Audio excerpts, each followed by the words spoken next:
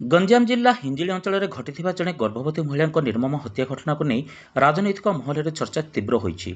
ବିରୋଧୀ ଦଳ ନେତା ତଥା ପୂର୍ବତନ ମୁଖ୍ୟମନ୍ତ୍ରୀ ନବୀନ ପଟ୍ଟନାୟକ ଏହି ଘଟଣାକୁ ନେଇ ମୁଖ୍ୟମନ୍ତ୍ରୀ ମୋହନ ଚରଣ ମାଝୀଙ୍କୁ ଚିଠି ଲେଖି ଗଭୀର ଉଦ୍ବେଗ ପ୍ରକାଶ କରିଛନ୍ତି। ଚିଠିରେ ନବୀନ ପଟ୍ଟନାୟକ ଉଲ୍ଲେଖ କରିଛନ୍ତି ଯେ ହିଞ୍ଜିଳି ଅନ୍ତର୍ଗତ ଖରିଡ଼ା ଗାଁରେ ଘଟିଥିବା ଏହି ଘଟଣା ଅତ୍ୟନ୍ତ ହୃଦୟ ବିଦାରକ। ସୂଚନା ଅନୁଯାୟୀ ନ୍ୟାୟ ଦାବିରେ ନିଜ ସନ୍ତାନକୁ କୋଳରେ ଧରି ସ୍ୱାମୀଙ୍କ ଘର ସାମ୍ନାରେ ଧାରଣାରେ ବସିଥିବା ସମୟରେ ମହିଳାଙ୍କୁ ତାଙ୍କ ସ୍ୱାମୀଙ୍କ ଭାଇ ଆକ୍ରମଣ କରି ହତ୍ୟା କରିଥିଲେ। ଘଟଣା ସମୟରେ ମା'ର ମୃତଦେହ ପାଖରେ 3 ବର୍ଷର ଶିଶୁ କାନ୍ଦୁଥିବା ଦୃଶ୍ୟ ସମଗ୍ର ଓଡ଼ିଶାର ମନକୁ ଆଘାତ ଦେଇଥିବା ସେ କହିଛନ୍ତି।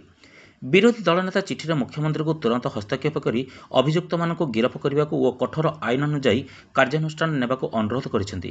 ସେହିପରି ଘଟଣାର ସାକ୍ଷୀ ହୋଇଥିବା 3 ବର୍ଷର ଶିଶୁକୁ ତୁରନ୍ତ ରାଜ୍ୟ ପକ୍ଷରୁ ଚିକିତ୍ସା, ଆର୍ଥିକ ସହାୟତା ଓ ପୁନର୍ବାସ ସୁବିଧା ଯୋଗାଇ ଦେବାକୁ ଦାବି କରିଛନ୍ତି। ପ୍ରକାଶ ଥାଉ କି ମୃତ ପୂଜା ସ୍ୱାଇଁଙ୍କ 3 ବର୍ଷର କୁନି ଝିଅକୁ ଘଟଣାସ୍ଥଳରୁ ଆଣି ବ୍ରହ୍ମପୁର କେସି ହାଇସ୍କୁଲ ନିକଟସ୍ଥ ବାଳାଶ୍ରମ ଚାଇଲ୍ଡ ଲାଇନ୍ଠାରେ ରଖାଯାଇଛି।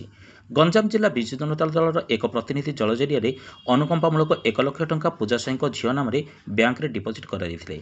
ଏହାସହ ମହିଳା ଧାରଣାରେ ବସିଥିବା ସମୟରେ ପୋଲିସ ପକ୍ଷରୁ ପୂର୍ବରୁ କାହିଁକି ପ୍ରତିରୋଧମୂଳକ ପଦକ୍ଷେପ ନିଆଯାଇନଥିଲା ସେ ନେଇ ମଧ୍ୟ ତଦନ୍ତ କରିବାକୁ ନବୀନ ପଟ୍ଟନାୟକ ଦାବି କରିଛନ୍ତି।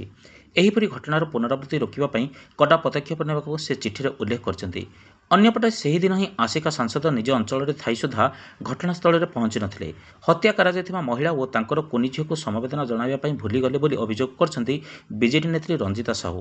ସେହିଦିନ ଆସିକା ସାଂସଦ ଅନିତା ଶୁଭଦର୍ଶିନୀ ପଟ୍ଟନାୟକ ରମ୍ଭା ପ୍ୟାଲେସରେ ମୌଜମସ୍ତି କରୁଥିଲେ, ସାଙ୍ଗସାଥୀଙ୍କ ଗହଣରେ ଡିନର କରୁଥିଲେ। 5 ମିନିଟ୍ ସମୟ ବାହାର କରିପାରିଲେ ନାହିଁ ସମବେଦନା ଜଣାଇବା ପାଇଁ। ଆଇନ ଶୃଙ୍ଖଳା ଦିନକୁ ଦିନ ଭୁଷୁଡ଼ି ପଡ଼ୁଥିବା ବେଳେ ସାଂସଦ ମୌଜ କରୁଛନ୍ତି, ଏହାକୁ ବିଜୁ ଜନତା ଦଳ ପକ୍ଷରୁ କଡ଼ା ନିନ୍ଦା କରାଯାଇଛି। ବ୍ୟୁରୋ ରିପୋର୍ଟ, ଆଞ୍ଚଳିକ ବାର୍ତ୍ତା।